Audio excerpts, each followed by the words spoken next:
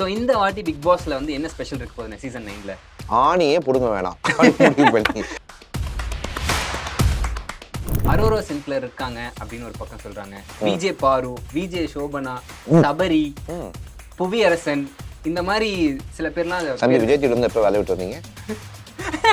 ஏன் அப்படி கேட்குறீங்க? எல்லா பேரும் சொல்றீங்களே, அதான் கேட்குறேன். முன்னாடிலாம் வந்து இட்லிக்கு அடிச்சுப்பாங்க, இங்க வந்து ஈன்னு ஆரம்பிச்சாலே அடிச்சுக்கிற அளவுக்கு தான் ஆள் எடுத்துருக்காங்க. ஓகே, அந்த அளவுக்கு. விஜய் டிவி ப்ரோக்ராம்லேயே ஒரு ப்ரோக்ராம் இருந்துச்சு. ப்ரோக்ராமுடைய டைட்டில் ஜோடின்னு சொல்லுவாங்க. ஓகே, அதோடைய டைரக்டர் வராரு. கான்ட்ரவர்சி கிரியேட் பண்றதுக்கு ஒரு சம்பளம், அதை சால்வ் பண்றதுக்கு ஒரு சம்பளம், ஓகே, அதை பார்க்குற மக்களுக்கு சிம்பளம். நீங்களும் போறதாலாம் சொல்லிட்டு இருந்தாங்க. ஏன் பிக் பாஸ் வீட்டுக்குள் ஜோபிக்கு போக மாட்டேங்கிறார் அப்படின்னா, இது வந்து ஸ்கிரிப்டட் ஷோவா? எல்லாமே சொல்லி கொடுத்துருப்பாங்க, சாப்பாடு இல்லாமல் எப்படிங்க உள்ள இருப்பாங்க? அதாவது சோஷியல் மீடியாவில் பிரபலமான சில பேர், ப்ராப்ளமான சில பேர். ப்ராப்ளம் இது 2 பேர் வந்து தேர்ந்தெடுப்பாங்க. நான் பிக் பாஸ் வீட்டுக்குள்ள போயிட்டேன். வணக்கம், எப்படி இருக்கீங்க? நல்லா இருக்கேம்மா. சூப்பர். பிக் பாஸ்க்கும் ஜோ மைக்கிளுக்கும் ஒரு இணைப்பிரியாத ஒரு பந்தம் எப்பவுமே இருந்துகிட்டு இருக்கு. இப்ப சீசன் 9 வரப்போது. இந்த சீசன் விஜய் டிவிக்கு மட்டும் தெரியாம பார்த்தேன். சரி, இல்ல விஜய் டிவியே வந்து ஆச்சரியப்பட வாய்ப்பு இல்லை, ஏன்னா பிக் பாஸ்னாலே வந்து ஜோ மைக்கிள் இந்த பக்கம் வந்துருது. சோ இந்த சீசன் என்ன சம்பவம் நம்ம எதிர்பார்க்கலாம் சீசன் 9 பிக் பாஸ்ல? சீசன் 9 பிக் பாஸ்ல ஒரு புது முயற்சி விஜய் டிவி எடுத்திருக்கு அப்படின்ற தகவல்கள் வருது. என்ன தகவல் அப்படின்னா, நிறைய காமனர்ஸ் உள்ள போறாங்க. விஜய் டிவி அல்லாத ப்ராடக்ட், அதாவது விஜய் டிவி ப்ராடக்ட் தான் பிக் பாஸ் வீட்டுக்குள்ள இருப்பாங்க அப்படின்னா, அந்த ஒரு 14 பேர் விஜய் டிவி ஆட்கள்னா ஒரு 4 பேர் காமனர்ஸ்ல இருந்து இருப்பாங்க. ஆனா இப்ப என்னன்னா 12 பேர். ஓகே, மீதி தான் விஜய் டிவி ஆட்கள். இது விஜய் டிவிக்கே புதுசா இருக்கும் போல. விஜய் டிவி ஆட்களுக்கு தான் இந்த சேலஞ்சு. ஓகே, ஏன்னா முன்னாடி 12 பேர் ஒரு குரூப் ஆயிருவாங்க, எல்லாம் ஃப்ரெண்ட்ஸா இருப்பாங்க. அப்புறம் காமனர் தான் எந்த குரூப்ல சேருவேன் அப்படின்னு யோசிப்பாங்க. இங்கே அப்படி இந்த பிரச்சனை கிடையாது. Super. And Vijay Sethupathi sir வரும். ஏன்னா போன சீசன்ல வந்து நிறைய இந்த பாசிட்டிவ்ஸ் இருந்துச்சு, நெகட்டிவ்ஸ் இருந்துச்சு, ரொம்ப வச்சும் அடிச்சாங்க. இன்னொரு பக்கம் சூப்பரா பண்றாங்கப்பா அப்படின்னு சொல்லிட்டு இருந்தாங்க. இந்த சீசன்ல விஜய் சேதுபதி சார் வந்து ஏதாச்சும் டிஃபரன்ஸ் நம்ம எதிர்பார்க்கலாமா? அவர் என்னவா டேக் எடுப்பாரு இந்த சீசன்ல? பேசிக்கலா ஒவ்வொருத்தவங்களுக்கும் ஒரு ஹோஸ்டிங் ஸ்கில் இருக்கும், ஒரு ஹோஸ்டிங் ப்ராசஸ் இருக்கும், அவங்க பண்ற ஸ்டைல்ஸ் இருக்கும். கமல் சாரை கம்பேர் பண்ணும்போது விஜய் சேதுபதி சார் ஓஹோ இல்ல அப்படின்ற ஒரு விமர்சனம் தான் இன்னைக்கு மேலோங்கி இருக்கு. ஓகேவா? அதை உடைக்கிறதுக்கு அவர் ஃபர்ஸ்ட் வாட்டிப்பா learn you will come back அப்படின்னு வெயிட் பண்ணதுனால இந்த சீசன்ல நம்ம எதிர்பார்க்கலாம். சூப்பர்ண்ணு. இந்த சீசன்ல வந்து நாளைக்கு வந்து தெரிய போகுது யார் யார் வர போறாங்கன்று. அதுக்கு முன்னாடி உங்களுக்கு எல்லாமே தெரிஞ்சிருக்கும், ஒரு கன்ஃபார்ம்டு லிஸ்ட் நீங்க எக்ஸ்பெக்ட் பண்ணாதவங்க எல்லாம் இருக்காங்க, ஆடியன்ஸ்க்கு ஒரு ஷாக்கிங்கா இருக்கும் அப்படின்னு யாரை சொல்வீங்க? நான் பேசிக்கலா அதான் சொல்றேன். நம்ம வந்து லிஸ்ட் ஈஸியா சொல்லிடலாம். நீங்க நான் ஒரு 10 பேர் ஈஸியா சொல்லிடலாம். சோஷியல் மீடியால முக்காவாசி பேர் வந்துருச்சு. ஓகே, அப்ப அதையே நான் இது வரைக்கும் பண்ணது கிடையாது. நான் ரிவீல் பண்ண மாட்டேன். ஏன் நான் ரிவீல் பண்ண மாட்டேன்னா, ஒரு ஷோவை கஷ்டப்பட்டு ஒருத்தவங்க ப்ரொடியூஸ் பண்ணி இந்த கண்டஸ்டன்ட் வச்சு ஃப்ரெஷ்ஷா தரண்டா அப்படின்னு சொல்லும் போது இல்ல இதெல்லாம் வரப்போகுது அப்படின்னா அந்த எக்ஸைட்மெண்ட் நம்மளுக்கு குறைஞ்சிரும். ஓகே, நம்ம ரிவ்யூவரா இருக்கோம், நம்ம ட்ராக்கரா இருக்கும். நாம வந்து ஒரு அது பேர் என்ன சொல்லுவாங்க, இந்த திருட்டு செடி விற்கிற கும்பல் சொல்லுவாங்களே, பைரசி. பைரேட்டரா இருக்கக்கூடாது. ஓகே, இப்போ நான் ஒரு சில செய்திகள்லாம் கேள்விப்பட்டேன். அரோரா சிங்க்லர் இருக்காங்க அப்படின்னு ஒரு பக்கம் சொல்றாங்க. விஜே பாரு, விஜே சோபனா, சபரி, புவியரசன், இந்த மாதிரி சில பேர்லாம். தம்பி விஜய் டிவி வந்து எப்போ வேலை விட்டு வந்தீங்க? ஏன் அப்படி கேக்குறீங்க? எல்லா பேரும் சொல்றீங்களே, அதான் கேக்குறேன். ஓகே, அப்ப கிட்டத்தட்ட இருக்காங்க. வந்துருச்சு. 2-3 பேர் புதுசா வராதா அப்படின்னு நம்ம வெயிட் பண்றோம். பொதுவா வந்து பிக் பாஸ்ல பாத்தீங்கன்னா சினிமா சைட்ல இருந்து ஒரு கண்டஸ்டன்ட் எப்படியாச்சும் ஒரு பழைய ஆக்டரோ இல்ல ஒரு ஃபேம்ல இருந்து ஒரு ஆக்டர் கொஞ்சம் ஃபார்ம் அவுட்டா இருந்தாங்கன்னா அவங்கள இன்க்ளூட் பண்ணுவாங்க. அந்த மாதிரி இந்த சீசன்ல யாராச்சும் இருக்காங்களாண்ணா? விஜய் டிவி ப்ரோக்ராம்லயே ஒரு ப்ரோக்ராம் இருந்துச்சு. அந்த ப்ரோக்ராமுடைய டைட்டில் ஜோடின்னு சொல்லுவாங்க. ஓகேவா? அதோடைய டைரக்டர் வராரு. ஓகே, அதுக்காக தான் கஷ்டப்பட்டு 4 சேனல்ல போய் அவரு பேசினாரு இப்ப திருப்பி அப்படின்ற ஒரு நியூஸும் வந்திருக்கு. நம்ம பிக் பாஸ்க்கு வந்து ஆடியன்ஸ் சில பேர் வந்து ஜாலியா பார்த்து என்டர்டெயின் ஆனாலும் இன்னொரு பக்கம் வந்து இதெல்லாம் வந்து டிவியில போடுறாங்க, நிறைய பேர் பாக்குறாங்க, குழந்தைங்கலாம் வந்து பாக்குறாங்க, ஒரு சண்டை, ஒரு ஃபுல்லா வயலன்ஸ், அதுக்கப்புறம் கான்ட்ரவர்சி அந்த மாதிரியே போயிட்டு இருக்கு. இதெல்லாம் வந்து எப்படி சரியாகும்னு ஒரு கும்பல் சொல்லிட்டு இருக்காங்க. சோ இதை பத்தி உங்க டேக் என்னன்னா? இல்ல அதுதான் சொல்றேன், கான்ட்ரவர்சி தான் பிக் பாஸ் ஷோ. அது சரியாகும் அப்படின்றது, அதாவது ஒரு கான்ட்ரவர்சி கிரியேட் ஆகணும். அந்த கான்ட்ரவர்சியை வீக்கெண்டில் வந்து விஜய் சேதுபதி சார் பேசணும். கான்ட்ரவர்சி கிரியேட் பண்றதுக்கு ஒரு சம்பளம், அதை சால்வ் பண்றதுக்கு ஒரு சம்பளம், அதை பார்க்குற மக்களுக்கு கிம்பளம். அவ்வளோதான். இதான் பிக் பாஸ் ஷோ. சூப்பர். ஒரு சீசன்லயும் வந்து பிக் பாஸ்ல ஒரு ஸ்பெஷல் திங் வச்சுட்டே இருப்பாங்க. போன சீசன்ல பாய்ஸ் வர்சஸ் கேர்ள்ஸ்னு ஒன்று வச்சாங்க. அதுக்கு முன்னாடி 2 வீடு, பெரிய வீடு, சின்ன வீடுன்னு. ஸோ இந்த வாட்டி பிக் பாஸ்ல வந்து என்ன ஸ்பெஷல் இருக்க போகுதுன்னு சீசன் 9ல? ஆணியே புடுங்க வேணாம், ஒரே வீட போட்டு அடிச்சுக்க, அடிச்சுக்க. ஏன்னா முன்னாடி பாய்ஸ் அண்ட் கேர்ள்ஸ் வைக்கும் போது என்ன ப்ராப்ளம் ஆச்சுன்னா, அந்த 50 நாள் சுவாரஸ்யமே இல்லாம போயிடுச்சு. ஒரு மாதிரி அப்படின்ற மாதிரி இருந்துச்சு. ஓகே, ஒரே ஒரு பொண்ணை மட்டும் அந்த வீட்டுக்கு அனுப்புவாங்க, ஒரே ஒரு பையனை மட்டும் இந்த வீட்டுக்கு அனுப்புவாங்க, இவங்க போய் என்னென்ன பண்றாங்க இப்படின்ற ஒரு விஷயங்கள் போச்சு. இந்த வாட்டி அதெல்லாம் வேணாம் அப்படின்ற மாதிரி விஜய் டிவி யோசிச்சிருக்கு அப்படின்ற தகவலும் வருது.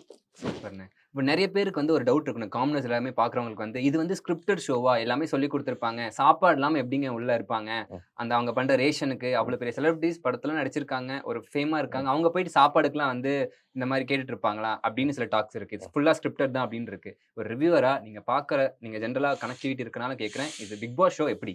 இல்ல, ஸ்கிரிப்டட் கண்டிப்பா கிடையாதுங்க, அதுல மாற்று கருத்தே கிடையாது. ஸ்கிரிப்டட் அப்படின்றது நீங்க இதை பேசணும், நீங்க இப்படி நடிக்கணும், நீங்க இப்ப அவர் போய் அடிக்கணும் அப்படின்றதுதான் ஸ்கிரிப்டட், கரெக்டா? ஆனா உங்களுடைய எமோஷன்ஸை பேஸ் பண்ணி அதை ட்ரிகர் பண்ற மொமெண்ட்ஸ் நிறைய அவங்க டைரக்ஷன்ல பண்ணுவாங்க பேசிக்கலா.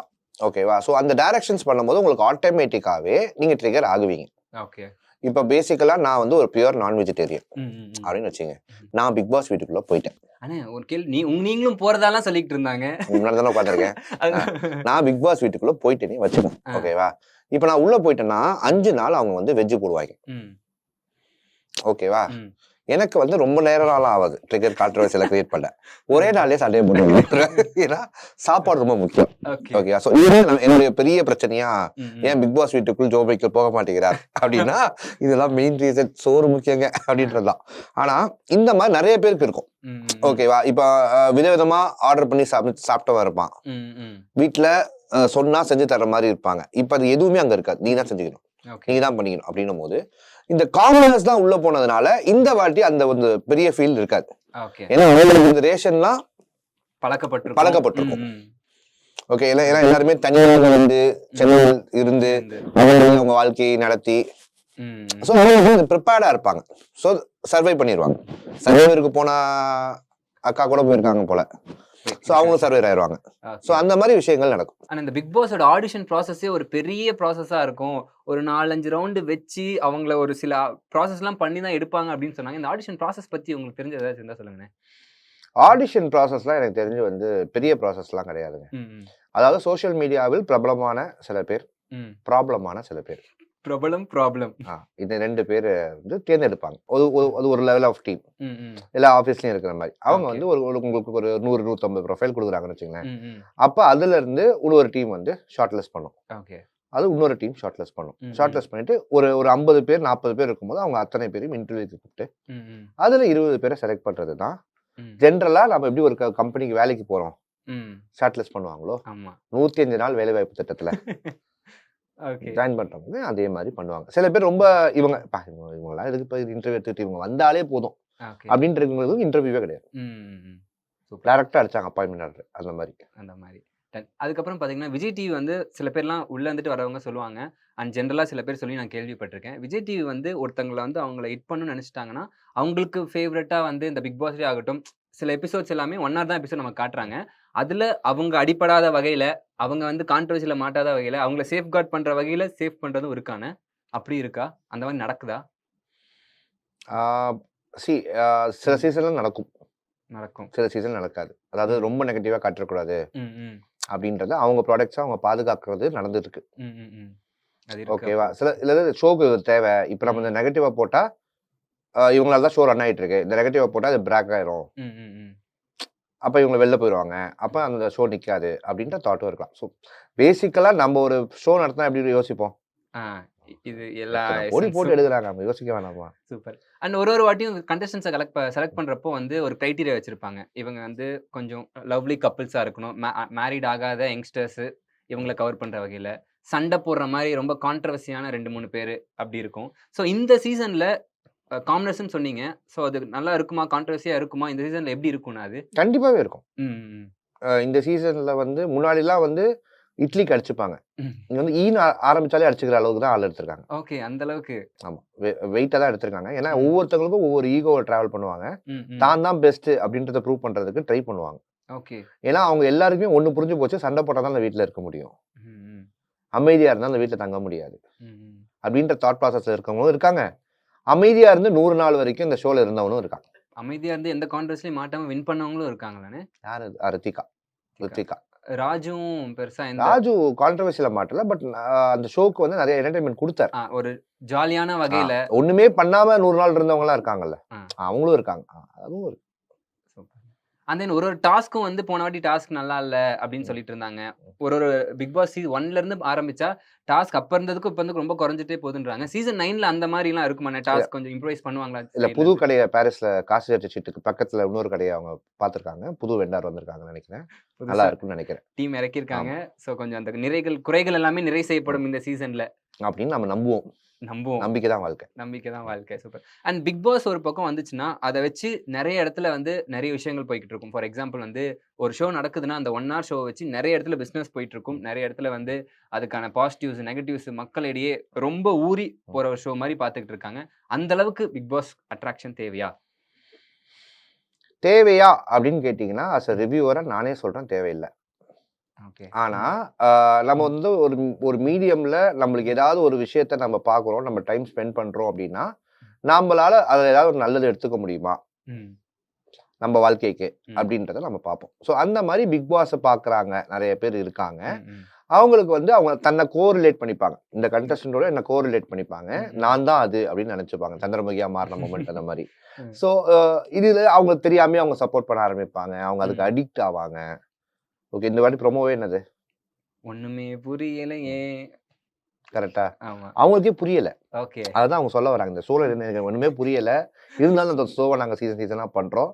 உங்களுக்கு புரியாம இருக்குதான் எங்களால பிசினஸ் பண்ண முடியும்ன்றது அவங்களுக்கும் தெரியும். சூப்பர். இந்த 8 சீசன் நடந்திருக்குன்னு நிறைய கண்டஸ்டன்ட் வந்திருக்காங்க, வின் பண்ணிருக்காங்க. பாதியிலே சில பேர்லாம் போயிருக்காங்க. இந்த 8 சீசன்ல ஒரு ரிவ்யூவரா நீங்க பார்த்து, பா இந்த மாதிரி ஒரு கண்டஸ்டன்ட்ஸ்லாம் திரும்பியும் வரமாட்டாங்க அப்படி நீங்க வியந்த ஒரு கண்டஸ்டன்ட்ஸ் 2, 3 பேரு. ஆரி பிரதர். 3rd சீசன்ல சாண்டி. அதே போல 5th சீசன்ல ராஜுபாய்.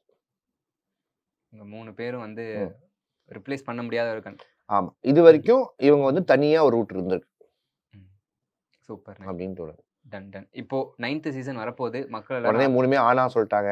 இவர் வந்து ஒரு ஒரு ஆணாதிக்கவாதி சொல்லிடுவாங்க. அதுல எல்லாம் மாட்டி விட்டுறாதீங்க. நம்ம பர்சனல் ஃபேவரட்ன்றப்போ அப்ப அந்த லாஸ்ட் ஆப்ஷன்ல நான் வேணா அந்த ஃபீமேல் சென்ட்ரிக்கா அப்படின்னு யோசிச்சீங்கன்னா என்னால பிரியங்காவையும் அர்ச்சனாவையும் சொல்ல முடியும். அன்பு ஜெயிக்கும் நம்புறீங்களா? அந்த அர்ச்சனா அந்த அர்ச்சனா இல்ல. ஐயோ அந்த ரைட். Okay okay. பிரச்சனை மாட்டி விடுறதே இருக்கீங்க. வைல்ட் கார்டுல வந்து வின் பண்ண அர்ச்சனா. அந்த அர்ச்சனா சொல்றீங்க. ஆமா. டன் சூப்பர்ண்ணே. சீசன் 9 வரப்போகுது. அண்ட் நம்ம வந்து நம்ம ப்ரோவோக்ல வந்து இத பத்தி நம்ம டெய்லி ரிவ்யூ பண்ண போறோம். பண்ண போறோம். நான் ரொம்ப ஆர்வமா இருக்கேன். நீங்க எவ்வளவு எக்ஸைட்டடா இருக்கீங்க இந்த சீசனுக்கு? ஃபைனலா அத பத்தி சொல்லுங்க. ரொம்ப எக்ஸைட்டடாவே இருக்கேன். ஏன்னா இது வரைக்கும் நான் ஒரு சேனல்ல பண்ணிட்டு இருந்தேன். பட் ப்ரோவோக் வந்து எனக்கு ரொம்ப க்ளோஸான ஒரு ஃபர்ம் பேசிக்கலா. ஸோ அதான் இங்கே தான் பண்ணணும் அப்படின்னு நினைச்சேன். ஏன்னா பேரே ப்ரோவோக்.